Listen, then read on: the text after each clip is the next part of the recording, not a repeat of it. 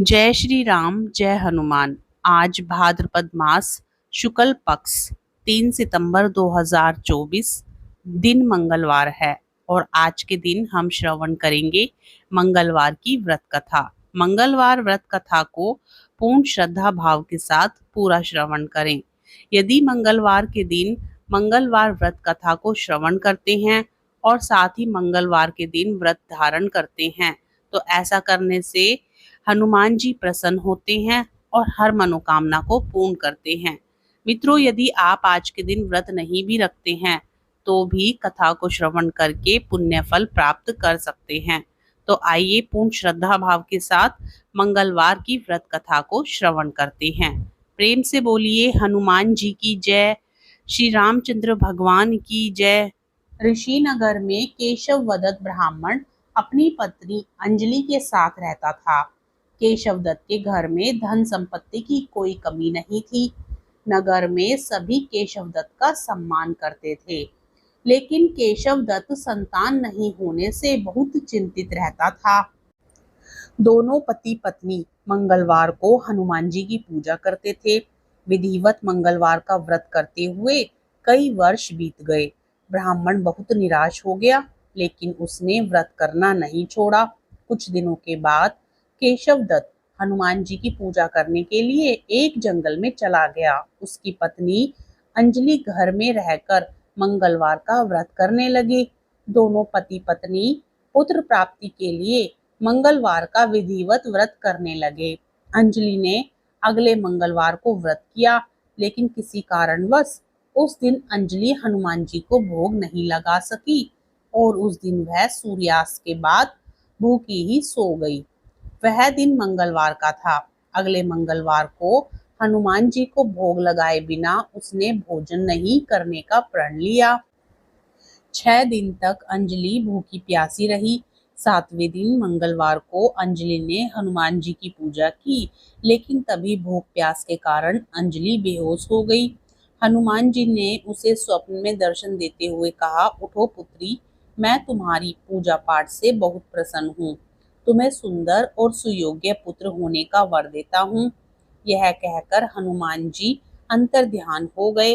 तत्काल अंजलि ने उठकर हनुमान जी को भोग लगाया और स्वयं भोजन किया। हनुमान जी की अनुकंपा से अंजलि ने एक सुंदर शिशु को जन्म दिया। मंगलवार को जन्म लेने के कारण उस बच्चे का नाम मंगल प्रसाद रखा गया। कुछ दिनों बाद अंजलि का पति केशव दत्त भी घर लौट आया। उसने मंगल को देखा तो अंजलि से पूछा, यह सुंदर बच्चा किसका है?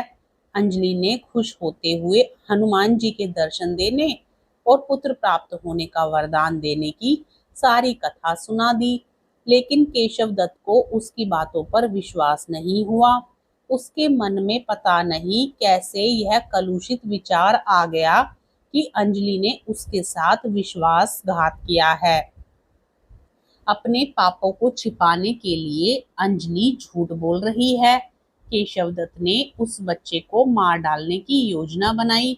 एक दिन केशव दत्त स्नान के लिए कुएं पर गया। मंगल भी उसके साथ था। केशव दत्त ने मौका देखकर मंगल को कुएं में फेंक दिया और घर आकर बहाना बना दिया कि मंगल तो कुएं पर मेरे पास पहुंचा ही नहीं। केशव दत्त के इतना कहने के बाद मंगल दौड़ता हुआ घर लौट आया। केशव दत्त मंगल को देखकर बुरी तरह हैरान हो उठा। उसी रात हनुमान जी ने केशव दत्त को स्वप्न में दर्शन देते हुए कहा, तुम दोनों के मंगलवार के व्रत करने से प्रसन्न होकर पुत्र जन्म का वर मैंने दिया था, फिर तुम अपनी पत्नी पर शक क्यों करते हो?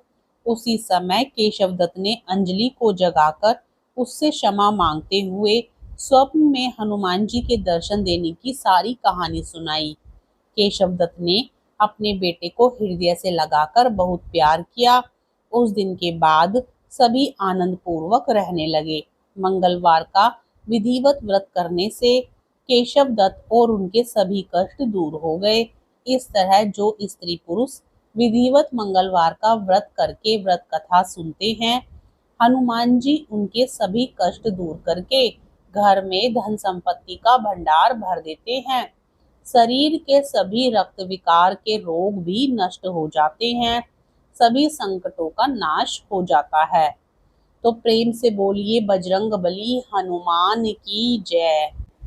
कथा पसंद आए तो वीडियो को लाइक जरूर करें और यदि चैनल पर नए हैं तो चैनल को सब्सक्राइब भी जरूर कर लें।